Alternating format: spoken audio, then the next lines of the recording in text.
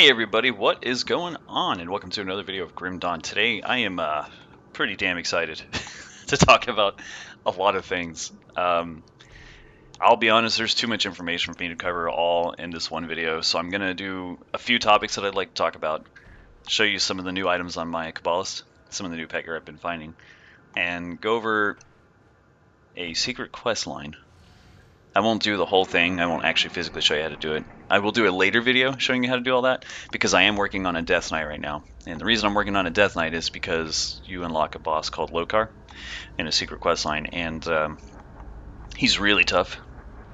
And basically, I think you're going to need a soldier combination of some sort, and the Death Knight appears to be able to do pretty damn good damage as well as tank and survive. So I've always wanted to make one, to be honest, but I did come across some forum posts that talked about all this, and a guy said that he basically made a Death Knight specifically for farming Lokarr, and Lokarr can drop a set piece that gives your character a bunch of really good stats and 40% bonus experience. So you can collect like the whole set from this guy apparently if you farm him enough. And it's super good for leveling alternate characters, and it does stack with the Mammoth Resistance Potion, so you can have 140% bonus experience between the two. Alright, so one big change that I want to mention for this game, every time I play this game, I find out something new, and I love this game, and they constantly work on it and update it. So a fantastic change that they made, guys, this is really important, is whenever you're in a solo play game, or any game in general, the longer the game goes on and the more things you kill, theoretically, the better odds you have of finding new items. So what this means is that every time you find an item or something drops, it has a higher chance to roll to something else you haven't found previously. So before, when I'd play solo, I'd find like the same like 5 to 10 items all game. Pretty much. Like there'd be just, these same drops over and over. And I won't lie, I was getting really burned out. It was really redundant, and I really hated the idea of like you were being forced to play Crucible kind of, because Crucible wasn't one of the most effective ways to get loot, because you would basically go in there with 4 people and you would just spam Crucibles and at the end share loot and trade with each other. I mean, there was people that were getting like full complete sets of all the new gear in like weeks, in a few weeks just doing this. I just felt like, personally, I felt like it shouldn't be the only way to get gear. If you want to play solo player and go out and do this and loot hunt, and you should be able to. There shouldn't be a lot of prep time or searching for group play. I do think group play element should be important in a game, and there should be incentive to do it, so there's nothing wrong with that. And in this game, there definitely is incentive to do that. Every class, is, like I said, every class has pros and cons, and, the buffs are transferable between players and allies, so, there is incentive to do it. For example, if I wanted to go fight a really dangerous boss for my Kabbalist here, which there's plenty, there's a lot that are hard to fight with this character, it would be nice to have a soldier or a warder of some sort, or a Death Knight tanking for me, things like that. There's all kinds of elements to that are important. So this is a fantastic change, because now you have much higher odds of finding things in games, which is basically what's been happening. So I have Beacon of Lost Souls now, I have Mythical Fiendflesh Greaves. These are new upgrades that I've achieved on this character while playing on other characters, just messing around, and this is fantastic. Like I said, this is a wonderful change. It's very refreshing. It makes me want to play the game more, and it makes me want to make more characters. It gives you incentive to do what you're doing. It doesn't feel like you're wasting your time, in a sense. So here we have Mythical Sovereign Ruby of Domination. This is something else that I found. So this character has gotten a lot of good upgrades. They made a lot of changes to items. This Overseer does crit damage to Hellhound and Briarthorn. This is a big deal. This is a huge change. Obviously, you get a lot more damage out of that. I did manage to get a new relic, and don't get me wrong, my old relic is still really good, and I like it. Bismill's Domination is insanely good. That huge crit damage and offensive ability stat for your pets, and that Frenzy proc. Your pets tear some stuff up with that. It's still really good, but this is cool because this gives you the ability to summon a Skeletal Servant. This guy is no joke. He's very, very durable. He does really good damage. As you can see, his health is crazy high. He does really good average damage. If you look, he has 182,000 HP. So that's a lot more than any of my other pets. My little basic skeletons have, 21k. My Hellhound has almost 76k. And then this guy, he's only like rank 5 or 6 or whatever. Just 1 point to him, and then plus the skills. He's 46k, almost 47k. So Anyway, this is a good find. This gives me a huge damage absorption. So does the shoulders. So this makes me a lot more durable when loot hunting and running around and doing things. All right, so be working on my Death Knight, and I will kind of briefly go over these secret quests you can do. This secret quest line, I won't lie, I didn't really know anything about it.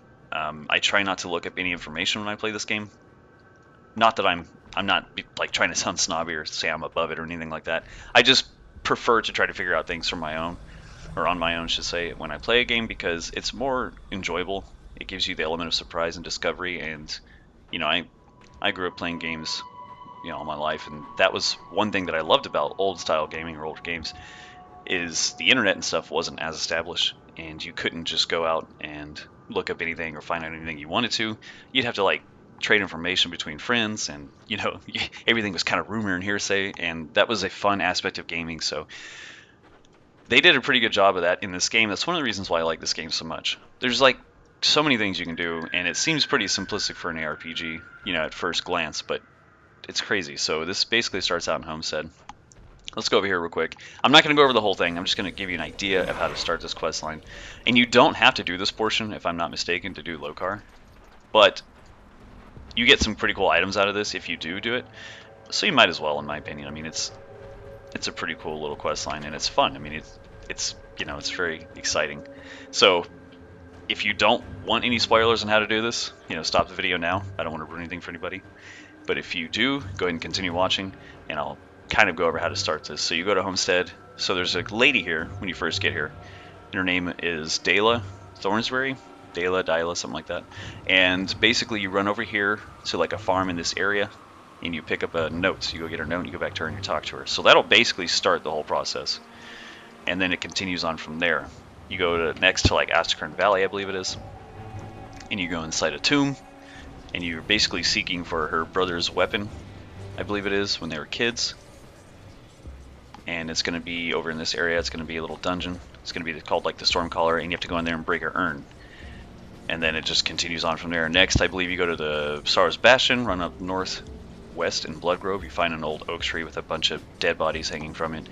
And so basically you'll start doing all this, and then it'll just start activating things, and like it's kind of eerie. It gives you a really creepy, eerie feel. You're like running around, you go up to this tree, and it'll say something like, it's across your screen, like you feel the chill of death, cold death come over you, and you're like, what the hell does that even mean? And you'll start finding items just appearing in your inventory, and like it'll be like letters and things like that. Hold up, son, hold up, kids. These guys want some. Alright, so as you can see right here, this kind of gives you an example of what I was talking about earlier about the loot. Killed this guy, he dropped Mythical Leander, Green's Hand Cannon. Alright, so you start finding a lot more different items the more stuff you kill and the further the game goes. So I feel like, again, this gives more incentive to go do dungeons and do like, boss runs and stuff like that. And yeah, it's really fun. Sorry. Okay. So anyway, yeah, you go up to there, and it starts unlocking all these really like cool lore and dialogue, and it's really just refreshing and fruitful and a lot of fun to do. Okay, so eventually you'll finish all that, and like I said, I'll do a video on that later showing you how to do all that. Right now, I'm not gonna get into it. It takes too long. I literally stayed up till like 4 or 5 in the morning doing this quest line like a freaking idiot. I was like, I didn't even realize. I was like so enthralled. I was like, oh man, what's gonna happen next, And it was like 4 or 5 in the morning. Next thing I do, I was like, okay. Anyway, so you'll go out to, eventually you come out to Mammoth Outskirts, and then you'll come into the Burning Cellar. So basically it's just right outside the outskirts. It's like the little dungeon you come into. And there's 2 importances about coming here. So if you do plan on making a tanky character to do this boss, one thing is there's a rare spawn in here. Well, not a rare spawn. I shouldn't say rare spawn. There's a boss spawn in here. So he's guaranteed to spawn. And you can fight him. And you can kill him. And you can unlock or have chance to get pieces of the Krieg set. And you're going to need that for your Death Knight. It's really important. I've already got 2 pieces. So you're going to come over here and hit this. And you're going to get a letter from Dela's brother. And this will actually start the events, I believe, to do the Lokarr quest. So you'll take that, go talk to her, and it'll start like a whole nother chain of events for that quest line. So let me just show you real quick when you end up doing the whole thing, I know it's a lot of crap, but bear with me, guys. I'm going to show you what happens, and it's nuts. Like, the stuff you got to do, like, it's crazy. I was like, what the hell?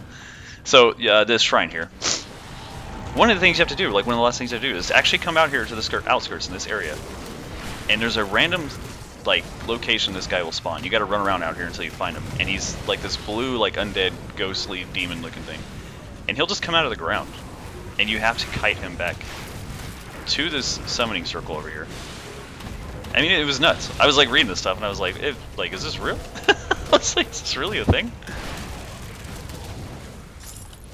I'm sorry, I'm being a retard, not buffing.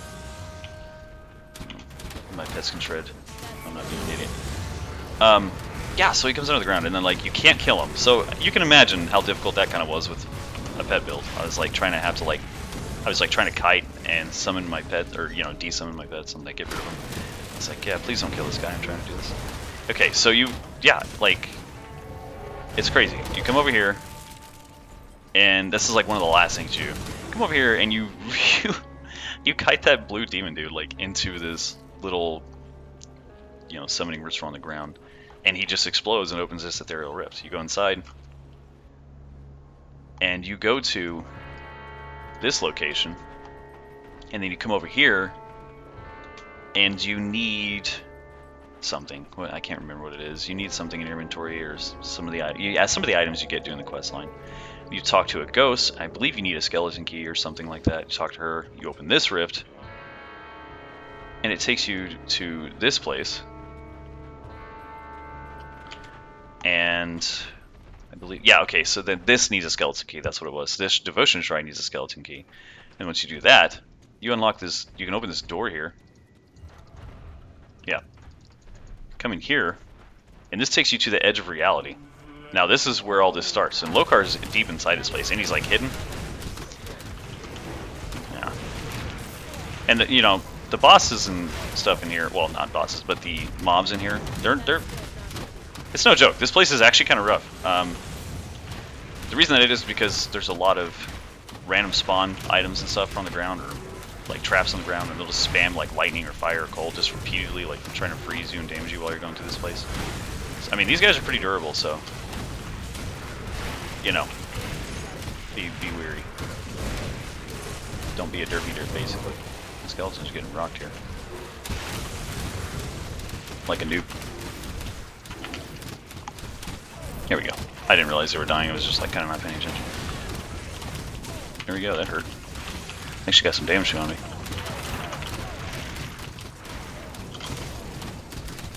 Get him, boys.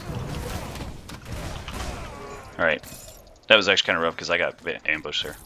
It wasn't that difficult when I started it last night, but okay. Anyway, yeah, you go all the way through here, and yeah, it's nuts. Like, that whole part is kind of cool to see.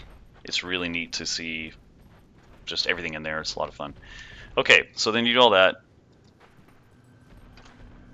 And then, yeah, you can go fight Lokarr. Get a lot of decent loot in that place, actually. Last night, I think I got like 3 or 4 legendaries, and from what I was reading, you can like repeatedly do it and keep getting, you know, decent legendaries. Just keep doing that run without fighting Lokarr. But Lokarr does have good drops, I believe, too. I believe he has. I think somebody said when he beat him, he drops chests too, or something like that. Possibly. I don't know for sure.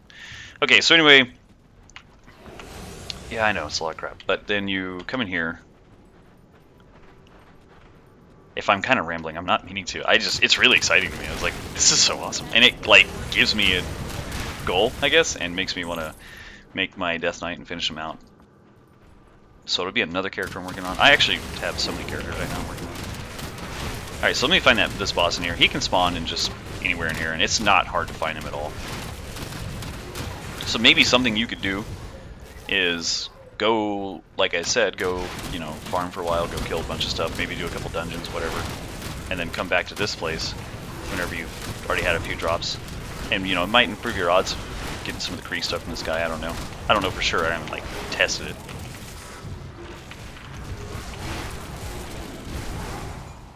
Alright, so that's the boss right there. You kill him, and he has a chance to drop some of the Krieg stuff if you do plan on making a Death Knight. There might be other characters that can handle Lokarr, but I'm almost certain it's going to have to be Soldier Hybrid something. I really doubt. I mean, like, as far as casters and stuff go, I don't think you're going to be able to solo that guy with maybe like a Dreeg's build, maybe. But still, it's just he does so much damage, and it gets to a point in some points in the fight, if you get hit, they start like chain stunning you, and it's just kind of miserable.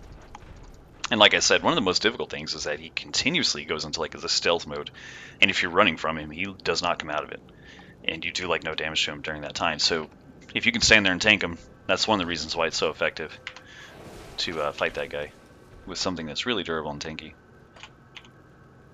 But anyway, yeah, so I'm going to be doing future videos explaining how to do that quest line. I'll even put like links in the description explaining all that. And I'm going to do update videos on new characters. I'll probably start doing a build guide for the Death Knight if you guys are interested. And I'm going to try something different. I'm actually going to like start recording from lower levels what I do, because some people keep asking me what I do for leveling characters and stuff, like a prerequisite, and that's fine. It's just that honestly, a lot of the times I will just straight rush character to 100, and sometimes it'll be like a character that I made like 2 or 3 months ago, and I honestly kind of forgot what I did. So when people ask me like, well, you know, what'd you do? How'd you level it? At that point, I'm like, I don't really remember. Usually for leveling though, you just want to take skills that are really good, like AoE or really good wave clear, and that's about it, you know. And then you switch it all later. But yeah, I'll get you guys all updated on that. So yeah, loot hunting is much better now for solo play. So if you don't have friends on to play, take advantage of that. This boss, he's really cool. Hard to kill, but he drops a whole nother set that allows you to, you know, get the ability to level a lot faster for making ults and stuff. So yeah, I'm just really excited. Sorry, I'm kind of scatterbrained, a lot of stuff. But anyways, guys, thank you for taking time to watch my videos. If you guys have any questions, do not be afraid to ask. I like helping anybody that I can. If you could, please give me a like, a subscribe. It helps my channel grow, helps me get this information out, helps me help you guys. So I really appreciate it. As always, appreciate it. Everybody take care and have a fantastic day. Grim Dawn.